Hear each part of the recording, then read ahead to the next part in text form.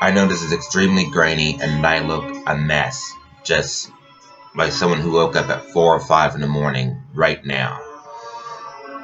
And yes, this is my first attempt, but I am basically acting very much like I would have been forced to act if I was in the Navy still, and a much, much younger man who looked much better.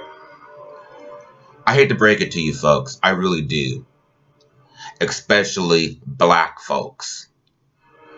It's time for us to stop deciding if our children live in a world and a country where they are forced to live either between a soft or hard racism, a soft or hard police state, between deciding how white they're going to be, or are there going to be white projections of failed blackness. I hate to break it to you. All of those voting for Buttigieg, as a child, I lived in South Bend. It was one of the most racist cities I could ever live in. My family actually feared for me when I was out and being stupid as a young black boy. If you go on YouTube and you look at South Bend, it is one of the worst cities you would want to live in. Trust me. Buttigieg has police problems because he chose to have police problems. Not much has changed in that city. Much will ever change in that city. It is one of the poorest cities in the U.S. How do I know that? Because I also grew up in Fort Wayne, Indiana, the headquarters of the Klan itself. And I grew up in that city, in that state, as a black child within the system.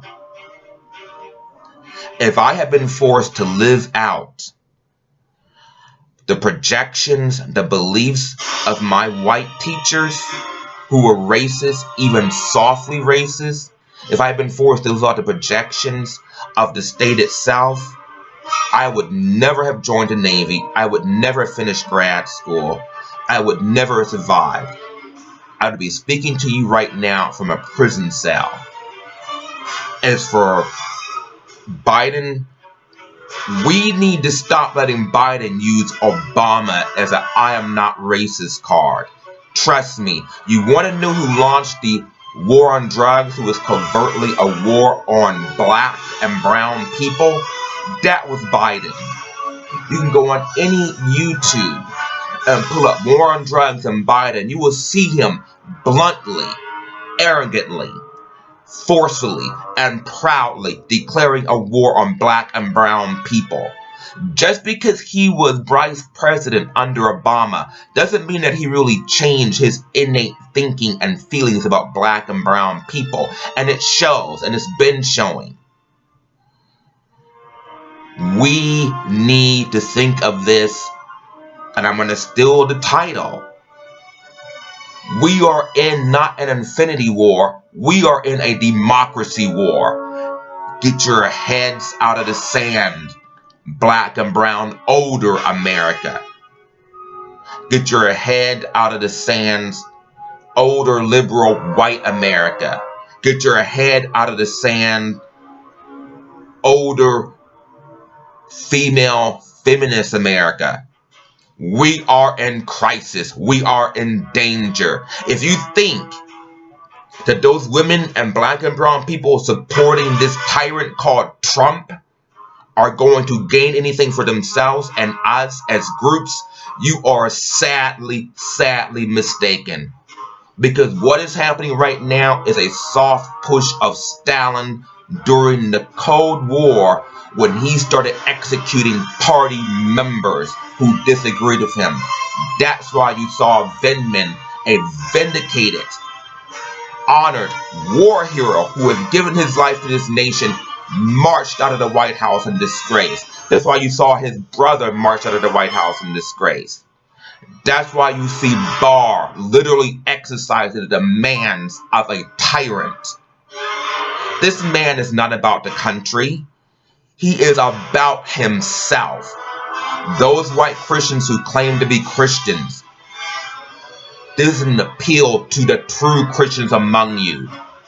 stop believing that we're going to jet back to some glorious romanticized 50s. The only people that the 50s were good to were white men, whether they were Christians or not. Christians, you have placed everything on a tyrant, on a man you believed is sent by God. Does this man appear to be sent by God? He is possibly a rapist. He may even be a child molester. He is definitely a traitor to this nation. Not only that, this man is definitely in the back pocket of Putin. If you don't believe me, look at all his policies. Look at everything he's done up to this point. You're going to tell me that that man in the White House is a God-fearing, God-believing Christian, a man who dared during the National Prayer Breakfast to disagree with the words of Jesus Christ himself? You're going to tell me that man is a Christian? That man is not a Christian. If anything, that man is the very epitome of Antichrist. Those of you who are Christians and believe that somehow you're going to invoke Judgment Day, you're going to invoke the end of the world, you're going to invoke the return of God by keeping this man in office, you are foolish. God himself says only the Father knows the time and day when he will return to this earth to elicit judgment and dispense reward and punishment. You don't get to make that decision no matter what you wish to come into play. Those are events that only God himself can bring into place.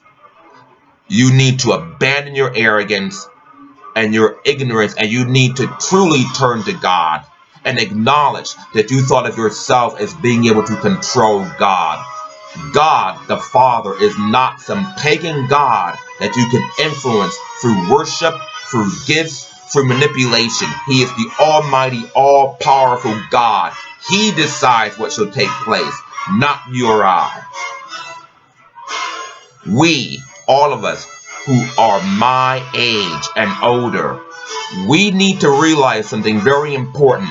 If we do not choose to give up control of this country to the youth, to those who are environmentally aware of the crisis that is called climate change, to those who are aware of the socioeconomics of the age, to those who are aware of the histories and background of people like Buttigieg, Klobuchar, who refuse to let an innocent person leave prison, of someone like Biden, who constantly uses Obama as a get-out-of-racist card free, and failed to recognize that this is the person who launched the war on drugs against us, then we are dooming our children not only to an age of tyranny, we are dooming them to live under the hand of a corrupt, arrogant, godless dictator. Right now, we are in a democracy war. What do you want? Black and brown America that's my age. What do you want? White female America that's my age. What do you want? LGBT America that's my age. What do you want? America that's my age, who truly cares about democracy, who cares about the right of law, who cares about our children, our grandchildren, our nieces, our nephews, our very lives and freedom.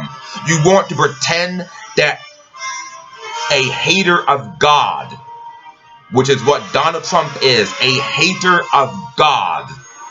You want to pretend that this man can take you back to some romanticized age where everything is simple? This flight's about to take We have never lived in an age that was simple in this country. That is what makes us the United States.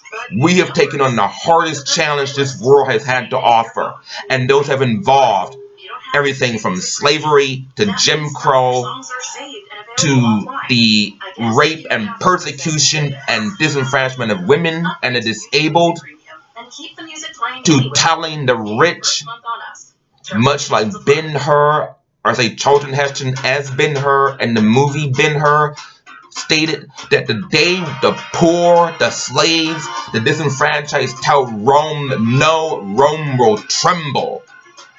We need to stand up and tell these people like Buttigieg, like Klobuchar, like Biden, and especially Trump, no, we are tired of living in a country that is governed by racism, sexism, homophobia, disableism. We care about our lives and freedoms, and we most importantly care about our planet and the lives and freedom and decency and dignity of our descendants. You, my age, have a choice to make right now. Stick your head in the sand and keep dreaming, or we choose to step aside, let the youth govern this country and come into their own and act as advisors to them, using what we have learned over the age to support and help guide them and keep them from making mistakes we have made. Or we doom them, ourselves, and our beloved country to an age similar to that of Russia as it was governed by Stalin. You have that choice to make. I hope to God you make it, because you who are right Christians, how dare you turn around and tell people of color they're the reason why we're living under tyranny. You are the ones who forced this man through. You are the ones who claimed he was sent by God. You are the ones who claimed this man was godly when he was never any of the things. And those like myself who was around as a child, as a teenager when this man had his wealth, kept telling you he was a liar, a fraud, and a fake, and you ignored us completely. And now, watch what's happening under this man. And this is only the beginning. Those of you who are my age are saying, well, this man doesn't know what he's talking about. Well, guess what? You're wrong. And you are watching what I'm saying playing out in front of you. So you can stick your head in the sand all you want. But my choice and your choice should be absolutely clear. The only person that we can rightfully, honestly, wholeheartedly choose as the next president of this United States is none other than Bernie Sanders. It is time for us to take our head out of the sand, and it is time for us to contribute to his campaign however we possibly can. I suggest 3 things. 1, voting. 2, getting very real about who needs to come into control of this country. We cannot keep squandering the inheritance of the youth of this country or destroying this planet for the sake of greed. We cannot keep engaging in racist tribal wars. We cannot keep thinking that the Christians know the way. They don't, and they have proven it for the last 4 years. They continue to prove it still. Not only that, we need to recognize we are in crisis, and that when we are gone, the youth will be left to deal with our decisions.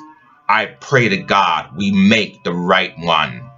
The second way that we can contribute to Bernie's campaign is to start making ads on YouTube and Facebook, telling the truth not only of our experiences, but of those candidates that are currently running. The third way that we can make a difference is by protesting in the streets against the tyranny that we see rising in front of us. I pray to God,